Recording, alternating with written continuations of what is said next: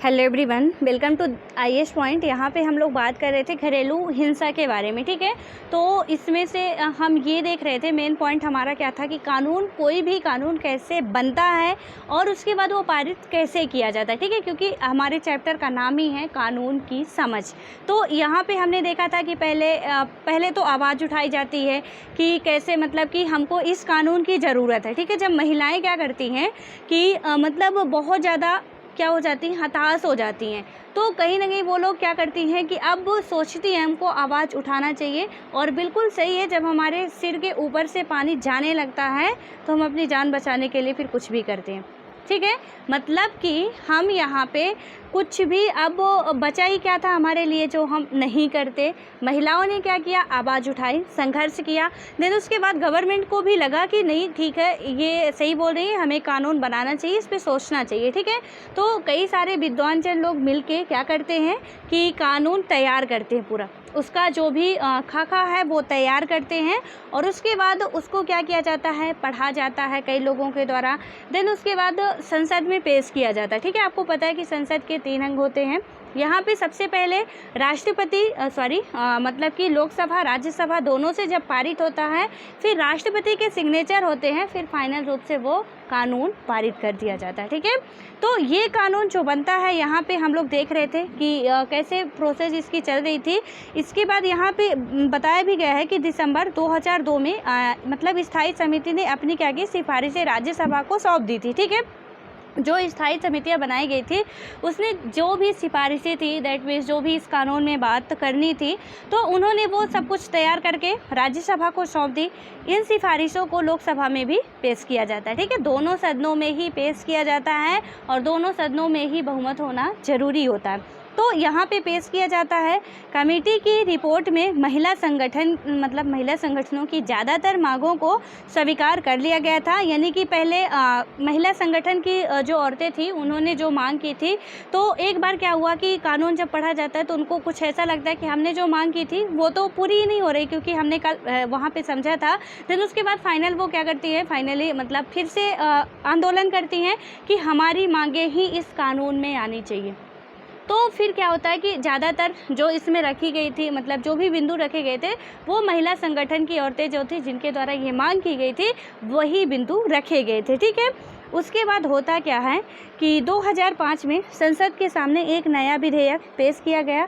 दोनों सदनों में मंजूरी मिल जाने के बाद उसे राष्ट्रपति के पास स्वीकृति के लिए भेजा गया, ठीक है। जो मैंने अभी बताया कि पहले तो राज्यसभा में जाएगा, मतलब दोनों में से किसी भी सदन में कोई भी कानून यदि बनाया जा रहा है तो कोई कंपलसरी नहीं है कि लोकसभा में ही पहले पेश किया जाए या राज्यसभा में पेश किया जाए, ठीक है।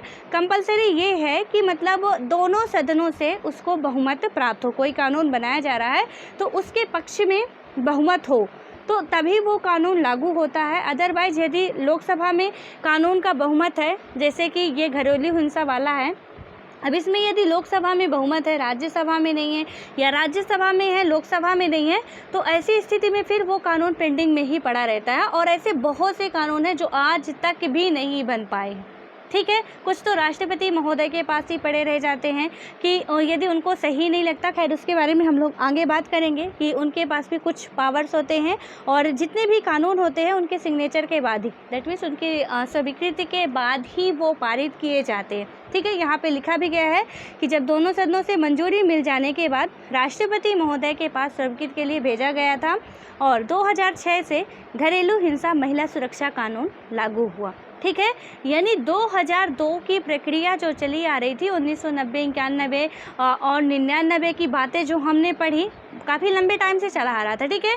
वहाँ से आते आते 2006 में फाइनल रूप से कानून बनके लागू होता है, ठीक है। पूरी प्रक्रिया हो जाती है। अब उसके बाद वो फाइनल पब्लिकली होता है, यानी लागू होता है और सभी जनता को उसका लाभ मिलता है। उसके बाद हम आगे बात करें, यदि यहाँ पे ये जो चित्रपट कथा में कई सारे एग्जाम्पल की बात की हमने कि महिला को या कि एक वृद्ध माँ को कैसे प्रताड़ित किया जाता है, तो ये इसका बताने का मेन, यानी कि एनसीईआरटी के समझाने का रीज़न क्या था, इसमें ये था कि जो यहाँ पे उदाहरण से साफ हो जाता है कि नागरिकों की भूमिका कानून बनाने में कितनी अहम है, ठीक है।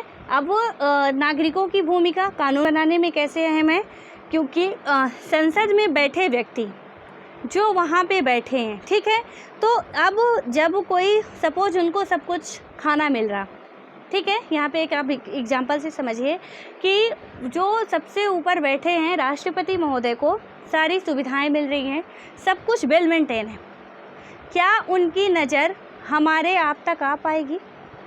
बिल्कुल नहीं आ पाएगी। हमको ज़बरदस्ती उनको दिखाना पड़ेगा, ठीक है, उनके पास जाके। अब उनके पास जाने का डायरेक्ट तो ऐसे नहीं कि हम चले जाएंगे वो हमसे मिल लेंगे, तो यहाँ पे हम लोग क्या करेंगे? आंदोलन करेंगे, अनशन करेंगे, सत्याग्रह करेंगे, जो जितने भी हमारे पैतरे होंगे, जिस भी हिसाब से वो सुनेंगे हमारी बातें, हम वहाँ तक पहुँचाने की कोशिश करेंगे, ठीक है। तो यहाँ पे यही बताया जा रहा है कि जब महिलाओं ने क्या किया कि जब तक वो सहती रहीं तो सहती रहीं, ठीक है, लेकिन जैसे ही उन्होंने आवाज़ उठाई सरकार को भी लगा कानून बनाना चाहिए इसमें, ठीक है। अब जब सरकार को लगा कि कानून बनाना चाहिए तभी कानून बनाया गया। अदरवाइज महिलाएं यदि सहती रहती कि नहीं ठीक है, अब मेरे हस्बैंड ही है, मेरे ससुराल वाले ही है, मेरा बेटा ही है, बहू ही है, मारते हैं मारते रहे, घर से निकालते रहे, सो फिर वहाँ पे क्या होता कि कानून आज भी नहीं बनता, ठीक है। यदि हम और आप नहीं आवाज़ उठाते तो कानून आज भी नहीं बना होता। तो यहाँ पे साफ तौर से है कि यदि कोई कानून बन रहा है तो जनता की एक बहुत महत्वपूर्ण भूमिका होती है उस कानून में, ठीक है। हम ऐसा नहीं कह सकते हैं, हमारी आवाज़ जब उन तक जाती है तो वो हमारी आवाज़ को यथार्थता में बदलते हैं कि इनको सच में ज़रूरत है, इनके लिए हमको कुछ करना चाहिए, ठीक है, और तब वो कानून बनाते हैं। अदरवाइज़ यदि ऐसा हम ना करें तो मुझे तो नहीं लगता कि कोई कानून वगैरह बनाने वाला है, ठीक है। इसीलिए इसमें बताया गया कि जनता की बहुत बड़ी भूमिका होती है। वे जनता की चिंताओं को कानून के दायरे में लाने के लिए संसद की मदद कर सकते हैं। जैसे कि मतलब हम जो भी बातें अपना प्रस्ताव रखें कि हमको ये चाहिए वो चाहिए, जो भी चाहिए हमको जिस भी कानून के बारे में, वो हम क्या कर सकते संसद में रख सकते हैं, ठीक है। इस प्रक्रिया के हर चरण में नागरिकों की आवाज़ बहुत मायने रखती है। यह आवाज़ टेलीविज़न रिपोर्टों, अखबारों के संपादकीयों, रेडियो प्रसारणों और आम सभाओं के जरिए सुनी और व्यक्त की जा सकती है, ठीक है। इन सारे संचार माध्यमों के जरिए संसद का काम ठोस और पारदर्शी तरीके से जनता के सामने आता है। यानी कि हम आवाज़ उठाते हैं, हमारी आवाज़ किस माध्यम से पहुंचती है और कैसे पहुंचती है, उसका क्या कोई भी माध्यम हो सकता है, टेलीविज़न है, रेडियो है, मतलब अखबार भी है, तो वहाँ से फिर जाके फाइनल रूप से क्या किया जाता है कि कानून बनाया जाता है, ठीक है। उसके बाद बात करते हैं हम, और क्या होता है कि जब अखबारों के द्वारा या टेलीविज़न रिपोर्ट्स के द्वारा ये सारी बातें संसद तक पहुंचती है, कहीं ना कहीं ये एक बात करें तो काफ़ी मतलब क्या होता है, ठोस और पारदर्शिता का अच्छा तरीका होता है, ठीक है। तो इसलिए ये सारे पैतरे अपनाए जाते हैं। देन उसके बाद आता है अलोकप्रिय और विवादास्पद कानून। कानून बन तो जाते हैं, हमने पढ़ा कानून कैसे बनते हैं, मतलब वो उसकी प्रोसेस क्या होती है। देन उसके बाद अब वो कानून बन तो जाते हैं, तो क्या आपको लगता है कि सारे कानून सही तरीके से ही बनते होंगे? बहुत से कानून ऐसे होंगे जो कि कुछ जनता के लिए बिल्कुल प्रॉफिट वाले नहीं होंगे, वो बिल्कुल आवाज़ उठाते हैं, ठीक है। यहाँ पे वही है कि अलोकप्रिय और विवादास्पद कानून, यानी कि कोई ऐसा कानून जो कि अलोकप्रिय हो, मतलब अलोकप्रिय का मतलब लोकप्रिय मतलब जनता को प्रिय हो, आ लग गया यानी कि आ प्लस लोकप्रिय जो जनता को प्रिय ना हो, ठीक है। तो यहाँ पे क्या हुआ, और विवादास्पद यानी कि विवाद की, उस कानून के बनने से विवाद की स्थिति उत्पन्न हो रही हो, तो ऐसे कानून भी होते हैं। इसके बारे में यदि हम बात करें तो बताया जा रहा है कि एक और स्थिति पर विचार करें यदि हम, तो कई बार क्या होता है कि संसद एक ऐसा कानून पारित कर देती है जो बेहद अलोकप्रिय साबित होता है, ठीक है। यानी कि जो संसद है कभी कभी वो ऐसा कानून पारित कर देती है जो बेहद अलोकप्रिय साबित होता है।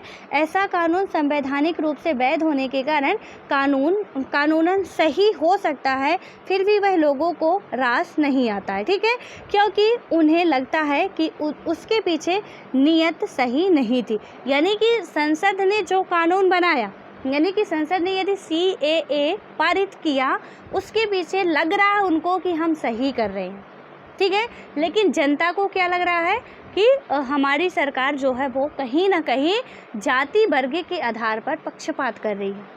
यानी कि इनको क्या लग रहा है कि वो मुस्लिम को यहाँ पे जगह नहीं दे रही, भेदभाव कर रही है। तो ये विवाद की स्थिति उत्पन्न हुई। आप शाहीन बाग का जो नज़ारा है वो काफ़ी अच्छे तरीके से आप लोग देखे होंगे।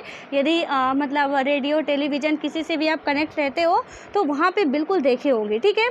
तो गवर्नमेंट तो सही बना रही है, मतलब उसको लग रहा है कि वो सही कर रही है, लेकिन कहीं ना कहीं पब्लिक को क्या लगता है कि ये कानून सही नहीं है, ठीक है। उसके पीछे की जो नियति है वो सही नहीं है।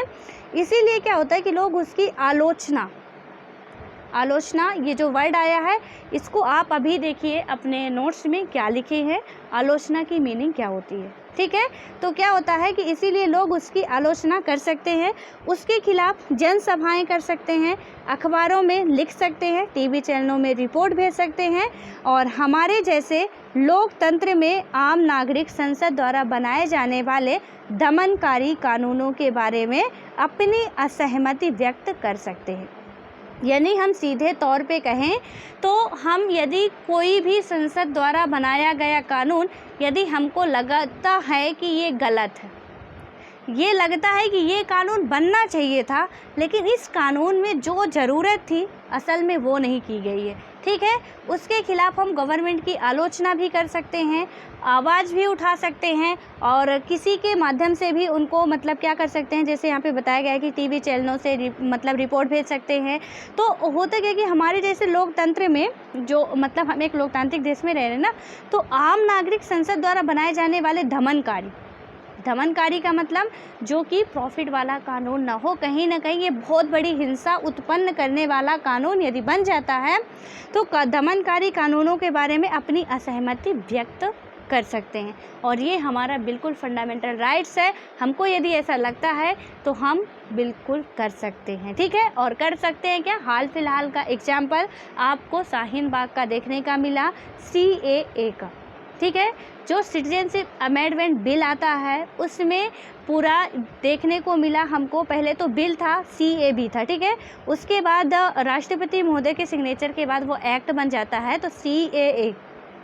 तो ये कानून जो बनाया गया तो यहाँ पे कहीं ना कहीं लगा कि सही, कुछ जाति वर्गों को लगा कि सही नहीं हो रहा है, ठीक है। और आप इमेजिन कीजिए यदि कोविड-19 ना आता तो शाहीन बाग का अभी पता नहीं ये मुद्दा कितना और आगे बढ़ता, ठीक है, क्योंकि लगातार वो 72-73 दिन वहाँ पे महिलाएं क्या करती रह गई थी, आंदोलन करती रह गई थी, और यदि कोविड-19 का प्रकोप नहीं बढ़ता तो अभी स्थिति हाथ में नहीं आने वाली थी, मतलब काबू में नहीं आने वाली थी वहाँ की, क्योंकि वो लोग वहाँ से हटने का नहीं सोच के रखी थी, ठीक है। तो यही है कि हम लोगों को सही नहीं लगता तो बिल्कुल हम आवाज़ उठा सकते हैं, और ऐसे कहने से कभी काम नहीं चलता कि चलो हो गया, जो हो गया सो हो गया, अब हमें क्या करना है। तो ऐसे यदि सभी जनता सोच ले तो आज हम बहुत सारी चीज़ें हमारे पास है, तो कोई ना कोई जब उसमें आंदोलन किया होगा, आगे खड़ा हुआ होगा, तभी वो चीज़ें हमारे पास है, ठीक है। नहीं तो यदि सभी सोच लेते कि अब सपोज यहाँ पे आप ये सोचिए कि कहीं से हम रोड से गुजर रहे हैं, ठीक है, रास्ते में एक कांटा गिरा हुआ है और हम देख लिए, और हमको लगता है चलो मैं साइड से निकल जाता हूँ, अपने को क्या, मैंने देख लिया तो साइड से निकल जाता हूँ। लेकिन यदि आप उसी कांटे को उठा देते रास्ते से, यदि आप थोड़ा सा झुक के मेहनत करके उस कांटे को रास्ते से उठा देते, या उस पत्थर को जो आपने देख लिया, हो सकता है कि कोई दूसरा व्यक्ति आए और उसको ना दिखे और उसके पैरों में वो चुभ जाए, तो यहाँ पे उसको तो बहुत बुरा लगेगा, यानी उसको बहुत ज़्यादा नुकसान हो जाएगा, पत्थर लग जाए, ठीक है, तो उसको बहुत ज़्यादा वो क्या होगा कि घायल हो सकता है। हमारी क्या एक अकड़ की वजह से कि हमने देखा, हमने अपनी बचत की, बस हमारे अपनेपन की वजह से कि हमारा क्या है, हम तो सेफ चले गए, हमने देख लिया नीचे और हम चले गए, कोई तो यहाँ पे हमको ये भी सोचना चाहिए कि हम तो देख लिए, लेकिन जहाँ कोई देख नहीं रहा उसके लिए भी यदि हम इसको देख लें तो साइड हटाना चाहिए, ठीक है। यानी कि जब भी हमारे सामने कुछ भी आ रहा है तो हम ये ना सोच लें, मेरा मेन कहने का मकसद यही है कि मतलब हम ये ना सोच लें कि हम कुछ भी देख रहे हैं कि ये हो रहा वो हो रहा व्हाटएवर जो भी, तो उसमें हम कहें कि चलो वो हम क्या करें, हम क्यों इन्वॉल्व हो इसमें, हमारा तो कुछ हो ही नहीं रहा, ऐसा तो है नहीं कि आज वो फंसा है कल आप भी फंस सकते हो, ठीक है। तो इसलिए ये सारी बातें हमारे अंदर एक इंसान के रूप में तो कम से कम होनी चाहिए, ठीक है। और ऐसा कुछ भी नहीं है कि हम जितना किताबी ज्ञान लें उतना ही हमारे लिए इम्पॉर्टेंट होता है। एक इंसानियत भी बहुत इम्पॉर्टेंट होती है जो हम सबके अंदर होनी चाहिए कहीं ना कहीं। उसके बाद होता है कि जब बहुत सारे लोग यह मानने लगते हैं कि गलत कानून पारित हो गया तो संसद के ऊपर भी उस कानून का पर दोबारा विचार करने का दबाव पड़ता है। यानी कि जब मेजॉरिटी बढ़ जाती है लोगों की, जब बहुत से लोग क्या करने लगते हैं कि उसका विरोध करने लगते हैं, कम कर रहे हैं यदि, तो गवर्नमेंट क्या करती है फिर उसको नज़रअंदाज कर देती है, ठीक है। लेकिन जब बहुत से लोग विरोध में आ जाते हैं, इकट्ठे हो जाते हैं, तो कहीं ना कहीं सरकार को भी सोचना पड़ता है, संसद को भी सोचना पड़ता है कि इस कानून के बारे में हमें कुछ अब बदलना ही पड़ेगा, और वो बदलती है, ठीक है। और ये बदलने के लिए बाध्य भी है। उसके लिए हम बात करें उसके आगे, तो उदाहरण के लिए यानी एग्जाम्पल के लिए, नगर पालिका की सीमाओं के भीतर जगह के इस्तेमाल से संबंधित विभिन्न नगर पालिका कानूनों में पटरी पर दुकान लगाने और फेरी लगाने को गैर कानूनी घोषित किया गया। इसमें कोई संदेह नहीं कि सार्वजनिक स्थानों को साफ सुथरा और खुला रखने के लिए कुछ कानून जरूरी है, ठीक है। यानी कि आप देखते हो नगर पालिकाओं में क्या होता है कि मतलब रोड के किनारे किनारे बहुत से ये ठेले वगैरह खड़े हो जाते हैं, उसके लिए कानून बनाया जाता है। और जो भी मतलब ये किया जाता है कि ये यदि रह रहे हैं तो गैर कानूनी तरीके से रह रहे हैं, इन पे क्या किया जाएगा कि कहीं ना कहीं कानून लागू किया जाएगा, ठीक है। तो ये सही भी है, बताया जा रहा है कि मतलब साफ़ सुथरा गवर्नमेंट प्लेस हो या हमारे घर का प्लेस हो, कहीं भी हो, हमको साफ़ सफाई रखनी चाहिए, ठीक है। और ये हमारी रिस्पॉन्सिबिलिटी भी है कि साफ़ सफाई रखनी चाहिए, तभी लोग आसानी से फुटपाथों पर चल पाएंगे। लेकिन हम इस बात को भी नज़रअंदाज नहीं कर सकते कि पटरी वाले एवं फेरी वाले किसी भी बड़े शहर में रहने वाले लाखों लोगों की ज़रूरी चीज़ें और सेवाएं बहुत सस्ती कीमत पर और कुशलतापूर्वक पहुंचाते हैं, ठीक है। इसी से उनकी रोजी रोटी चलती है। लिहाजा अगर कानून किसी एक समूह की मतलब कि हिमायत करता है और दूसरे समूह की उपेक्षा करता है तो उस पर विवाद खड़ा होगा और टकराव की स्थिति पैदा हो जाएगी। जो लोग सोचते हैं कि संबंधित कानून सही नहीं है, ठीक है। यानी कि जैसे हम रेलवे स्टेशन में देखें या फुटपाथ में देखते हैं, रोड वगैरह में देखते हैं, बस स्टैंड वगैरह में क्या होता है, बहुत एकदम से सटा के ऐसा करते हैं, अपनी जो ठेला वगैरह लगा लेते हैं, तो इससे कानूनन ये अपराध गैर कानूनी है। लेकिन यहाँ पे हम एक तरफा नहीं देख सकते, कहीं ना कहीं ये उनकी रोजी रोटी का सवाल, ठीक है। क्योंकि वो जो सामान बेच रहे हैं उसकी बिक्री वहीं रोड पे ही होनी है। यदि वो कहीं एक प्रोफेशनल दुकान पे बैठ गया चाट फुल्की लेके तो कोई नहीं खरीदने वाला, उसके पास इतनी औकात नहीं कि वो एक होटल खोल ले, ठीक है। इसीलिए वो ठेला खोला है और वो ठेला वाला कहीं पे एक अच्छी प्रोफेशनल जगह पे तो जाके बैठ नहीं सकता, क्योंकि कोई भी आदमी चलते चलते हम सब लोग देखते हैं और करते भी हैं कि रोड से जा रहे हैं, कहीं फुल्की वाला दिखा, ठेला समोसे वाला दिखा, वहाँ पे खड़े होके खाने लगे, ठीक है। अब उसके लिए हम लोग को खाने का भी मन होगा, तो इतना जल्दी तो होटल पे नहीं जाते कि चलो यार छोड़ो हो गया, जब कभी जाएंगे फिर खा लेंगे, ठीक है। और यदि हमको रास्ते पे ही मिल जाता है तो यहाँ पे हमारी भी इच्छा पूरी हो गई और उसकी भी रोजी रोटी का जो सवाल होता है तो कहीं ना कहीं उसका भी धंधा चल गया, ठीक है। तो ऐसे में एक तरफा कानून नहीं सोच सकता या कानून नहीं बनाया जा सकता है। यदि हाँ कानून बना भी रहे हैं तो उनके लिए कोई व्यवस्था कराए। अभी हाल फिलहाल में यदि आप लोग करंट अफेयर या न्यूज़पेपर डेली का पढ़ते होंगे तो यूपी में ही है, शायद मुझे एग्जैक्ट याद नहीं आ रहा, वहाँ पे क्या किया गया है, डायरेक्ट घोषणा कर दी गई है कि जितने भी लोग मतलब रोड के किनारे या ट्रेन मतलब रेलवे स्टेशन किनारे जो रह रहे हैं उनको सीधे हटा दिया जाए, ठीक है। कानून तो ठीक है बन गए, उनको हटा दिया जाए, बट ये भी तो थोड़ा उस कानून में बात होनी चाहिए थी कि भाई उनको हटा दिया जाएगा, वही उनका घर था, अब जाएंगे कहाँ वो, उनके लिए तो व्यवस्था करनी ही चाहिए था ना, क्योंकि वो एक लोकतांत्रिक देश में रह रहे हैं, उनका हक है कि वो इसकी मांग करें कि हम जाएं तो जाएं कहाँ, आपने तो कानून बना दिया, ठीक है। अभी आप जो भी नहीं पढ़े हैं तो पढ़िएगा थोड़ा सा उसके बारे में, तो उसमें वो कानून अभी 2-3 दिन की पहले की ही बात है, तो कानून तो वो लोग बना दिए कि यहाँ से हटा दिया जाए, शायद 48 लाख समथिंग जो भी था वहाँ पे हटाया जाने की बात की जा रही है। तो हटाया तो जाए, लेकिन वो जाएंगे कहाँ? तो कानून यदि ऐसा बनता है तो विरोध की स्थिति तो उत्पन्न होनी ही होनी है। ठीक है, गवर्नमेंट की ज़मीन है, ले लेगी, लेकिन कहीं ना कहीं हमारा भी प्रबंध करे। ऐसा तो नहीं है कि हम भूखे मरेंगे। तो एक तो रोड पे पहले से थे, अब कितना रोड पे आएंगे वो। ठीक है, तो उसके लिए व्यवस्था भी होनी चाहिए थी, लेकिन ऐसा कुछ हुआ नहीं है और ये बात आपको पता होनी चाहिए। ठीक है, जो अभी मैंने इस करंट की बात की, जो करंट टॉपिक था, इसकी भी आपको पता होनी चाहिए कैसे क्या हो रहा हमारे देश में और इसमें क्या चेंजेस लाने की ज़रूरत थी।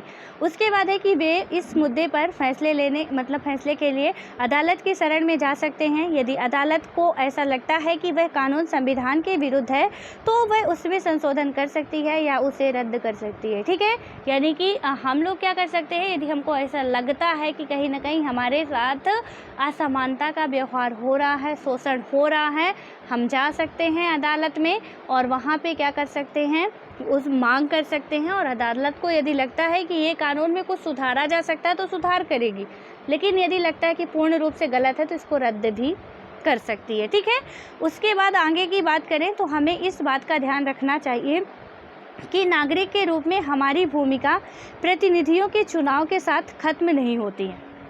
मतलब एक भारत के नागरिक होने के रूप में, सिटीजन होने के रूप में इंडिया के, हमारी केवल इतनी ही इम्पोर्टेंस नहीं है कि हम सिर्फ क्या करें, किसी को एक प्रतिनिधि के रूप में चुन देते हैं और हमारा काम ख़त्म।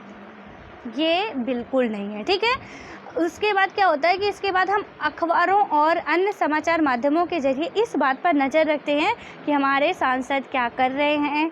अगर हमें लगता है कि वे सही काम नहीं कर रहे तो हम उनकी आलोचना करते हैं।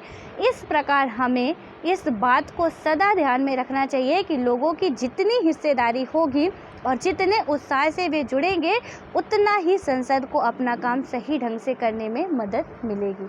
ठीक है, यानी कि लोग जितने आगे बढ़ेंगे, ये सोच के नहीं बैठेंगे कि मेरा क्या चाहता है, जो होता है होने दो। यदि ये सोच लिए तो फिर उनकी तो भैया बल्ले बल्ले हैं।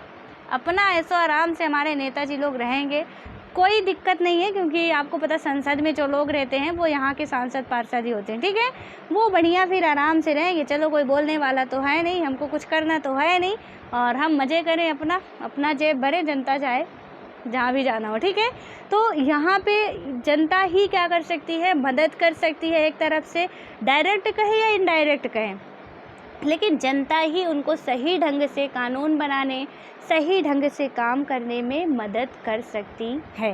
ठीक है, और जनता यदि आवाज़ नहीं उठाएगी तो कहीं ना कहीं एक लोकतांत्रिक देश का अस्तित्व ही खतरे में आ जाएगा।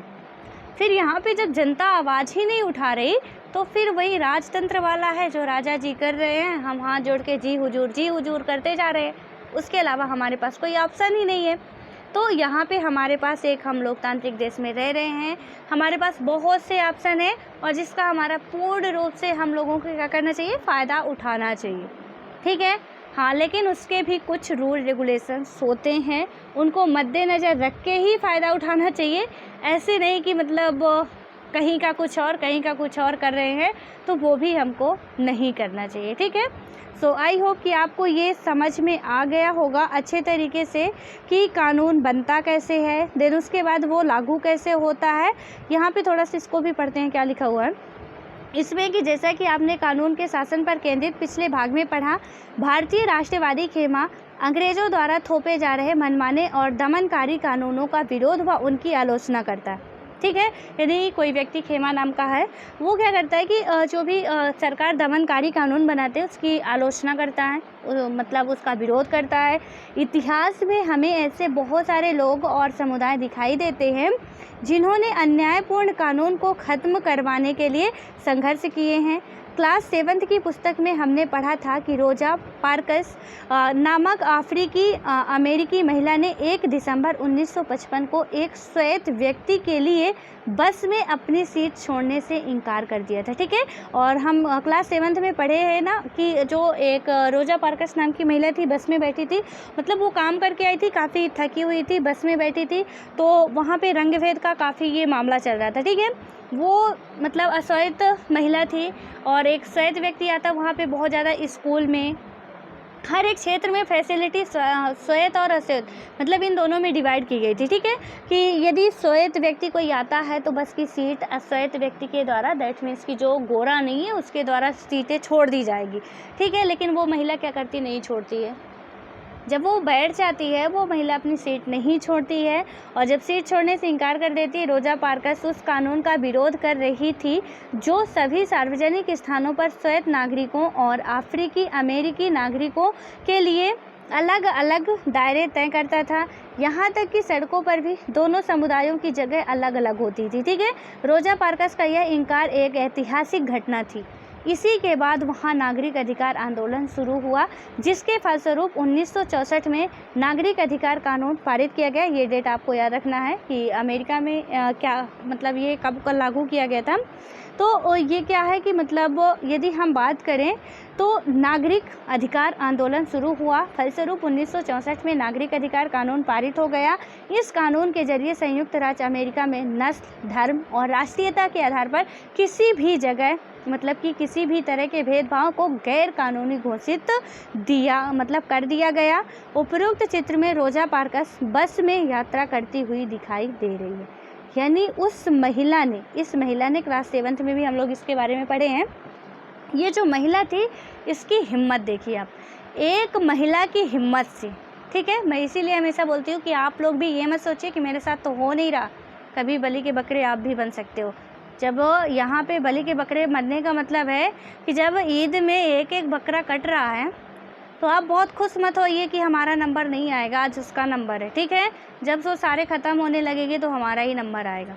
इसलिए हम सबको ये सोचना चाहिए कि कैसे एक महिला ने पूरी हिस्ट्री बदल दी।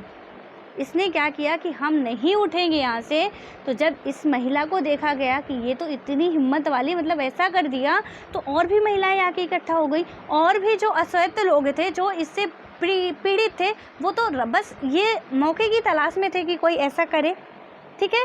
हिम्मत नहीं हो रही थी। बाकी हम सभी लोग यदि किसी भी उससे प्रभावित हो रहे हैं किसी भी कारणवश, तो हमको लगता है कि कोई आके हमको कहीं ना कहीं से रास्ता दिखाए, और इसकी हिम्मत ने पूरी अमेरिका की हिस्ट्री ही बदल दी।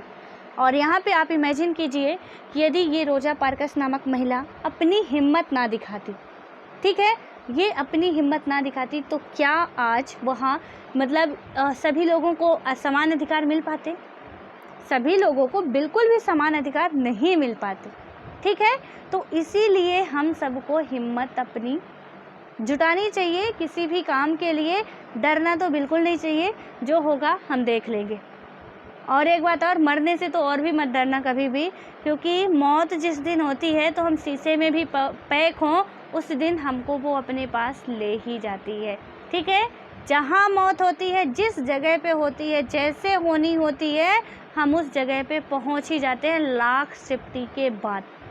बहुत ही अंदर घुसे हुए हैं कि हम मरे नहीं, लेकिन जिस दिन मौत आएगी हम मर जाएंगे। तो किसी भी चीज़ से नहीं डरना है, ठीक है।